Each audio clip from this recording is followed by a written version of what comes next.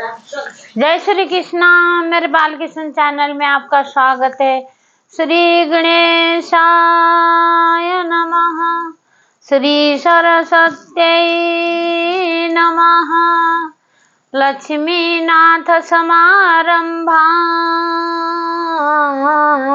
नाथयान मध्यमा देवी सरस्वती व्यासं वन्दे गुरु परम्पराम्।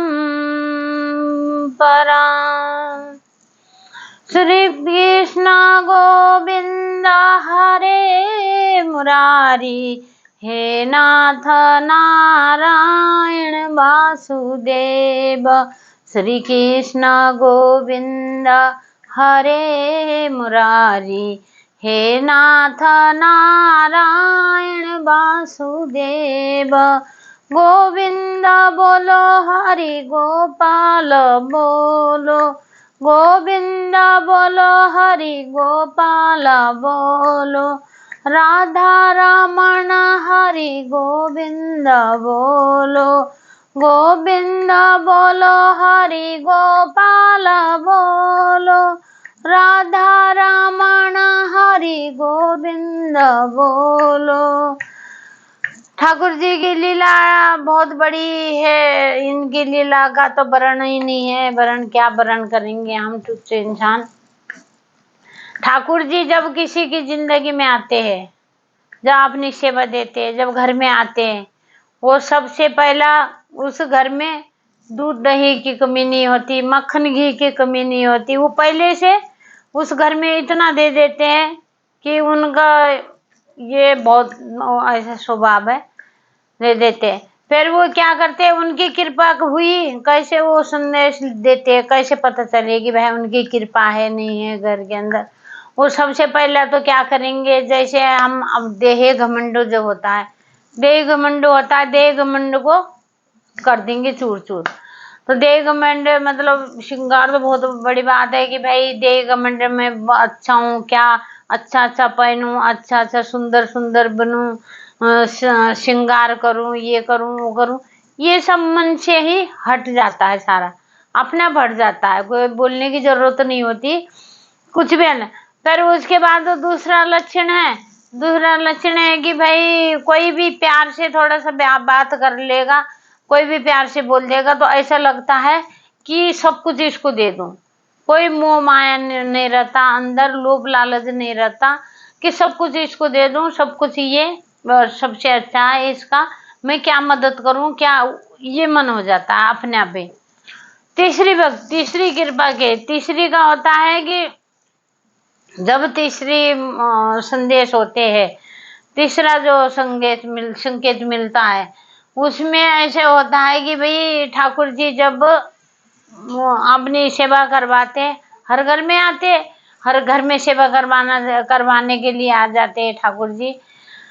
तीसरी सेवा ऐसी होती है कि उनके लिए खाना बनाए, उनके मन का करे, अपना कोई पता नहीं है, बढ़िया बढ़िया चीज नहीं चाहिए, बढ़िया वस्त्र नहीं चाहिए, बस खाली तन ढकने के लिए, बस मतलब सारे शौक जो भी है वो सब हट जाता है। फिर ठाकुर जी की याद आनी, ठाकुर जी में उनको खिलाना, उनके लिए क्या क्या बनाना है, क्या करना है, ये तीसरी भक्ति होती है। अपने आप ही मन हट जाता है।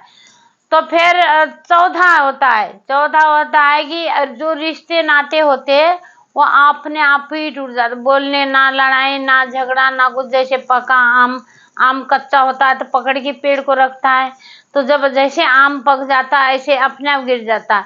रिश्ते नाते सब मतलब ये दुनियादारी के जितने भी इंसान है, पुत्र है, पुत्री है, और पति है, बहू है, सब पोता है, पोती, इनसे मतलब लगाव कम हो जाता है कि ऐसे लगता है जबरदस्ती कोई बैठा भी दे, उनके बीच में जाके बैठना भी चाहे तो नहीं बैठा जाता। ऐसे होता दम घुटता है कि अकेले में रहूं, अकेले में रहूं, अकेले में गाना भजन गाऊं, अकेले में बैठूं, अकेले में और किसी की ना करूं। ये भी उनका ठाकुर जी का ये सब आ जाती है। रिश्ता तो अपने आप ही, जो ठाकुर जी की जब ज्यादा कृपा होती है, रिश्ता नाता सब ये अपने पके आम की तरह सब छूट जाते, सब हो जाते। ये इनका लक्षण है। ये अपने भक्तों को फिर आती है, फिर जब आती है पूतना, जब ये भक्ति पूरी हो जाती है, इनका मतलब इनकी कृपा आ जाती है जब इंसान पे, फिर वो आ जाती है। जैसे इनकी जिंदगी में पूतना आई थी स्तन में जहर भर के दूध पिलाने को, ऐसे फिर कोई तो ऐसे बोल देते हैं कि जब पूतना आई थी ठाकुर जी ने आंखें अपनी बंद कर दी थी, आंखें बंद कर दी थी। कोई तो ये कहते हैं कि आंखें बंद करके ठाकुर जी ने देख लिया था पूतना जहर पिलाने आई है, तो उन्होंने शंकर को याद किया, शंकर जी की प्रार्थना करने लगे कि हे शंकर जी आप आके जहर पी लो, मुझे जहर लेके आइए पूतना। इस तरह से वो कर रहे थे, बोलते।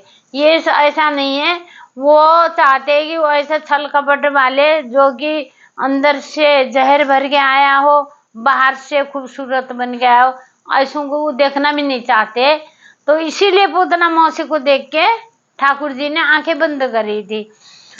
फिर आती है भक्ति में पूतना, पूतना आती है भक्ति के अंदर, पूतना आती है भक्ति में। पूतना ऐसे आती है कि अब जब हम भक्ति करने लगेंगे, कोई पूजा पाठ करने लगेंगे, कोई अच्छा काम करने लगेंगे, या ठाकुर जी को वस्त्र पहनाने लगेंगे, नहाने लगेंगे, दूषित हमारा शरीर दूषित की तरफ जाएगा कि या तो हम कुछ सोचेंगे, गलत सोचेंगे उस टाइम, या हमें कोई न कोई आएगा, जैसे छोटे बच्चे भी आ जाते, गुस्सा दिलाएगा हमें, मतलब वो पूजा भंग करने के लिए बड़ा तगड़ा, बड़ी तगड़ी पूतना मौसी आएगी जो भक्ति करने वाले। तो इनमें फिर वो इम्तिहान भी बहुत लेते हैं, तो परीक्षा लेते हैं भाई। जो कोई 10वीं में पढ़ेगा, 10वीं में जाने वाला, तो पेपर देगा, परीक्षा देगा, जब भी तो नंबर लेगा ना। परीक्षा में फेल हो गया तो क्या लेगा। तो फिर तीसरे आते हैं, वो उल्टे उल्टे ख्याल आएंगे, उल्टी बातें सोची जाएगी। कोई भी बच्चे भी आएगा तो गुस्सा आएगा बड़ा कि भाई चिल्ला चिल्ली करने का मन करेगा, अपने आप में अब गुस्सा आएगा। या ठाकुर जी के बारे में सोच के कि भाई हम तो ठाकुर जी की पूजा करते हैं, ठाकुर जी की सेवा करते हैं, या घमंड आएगा, कुछ न कुछ आएगा भक्ति में। क्यों वो पूतना मौसी आएगी आएगी भक्ति में, ये इम्तिहान लेने के लिए आते हैं। बहुत बड़ा वो इम्तिहान लेती है। तो उसमें हमें क्या करना है, उसमें पास हो गए तो हम पास हो गए, फिर हमें भगवान की कृपा, बढ़िया से भगवान की कृपा मिल जाएगी, फिर सुख शांति घर में सब कुछ हो जाएगा। अब इसी में हम फेल हो जाएंगे तो गुस्सा कर देंगे, या कुछ हमारे मुंह से निकल जाएगा उल्टा सीधा, ये चिल्लाएंगे या कुछ करेंगे, तो हम फेल हो जाएंगे। और कदम कदम पे पूतना आए, कदम कदम के जितने भी परेशानी, अब देखो ना ठाकुर जी की जिंदगी में कितना बड़ा बड़ा परिवर्तन हुए, कितने बड़ी परेशानी आई। छोटे से बालक ने क्या कैसे कैसे करके अपने आप को वो बनाया, उंगलियों में वो पहाड़ रोक दिया, हाँ गोवर्धन, इतना बड़ा गोवर्धन रोक दिया। तो इसी तरह से आएगा, तो हमने घबराना नहीं है, डगमगाना नहीं है, श्रद्धापूर्वक बिल्कुल सच्चे मन से ठाकुर जी की पूजा करनी है।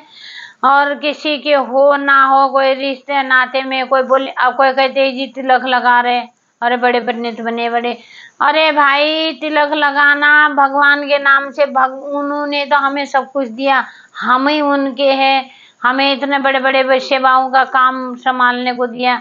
हमारे के कोई हमारे थोड़ी अपने, कोई बच्चे अपने हैं या कोई अपना है, अपना काया अपना नहीं है, हमारा अपना शरीर अपना नहीं है।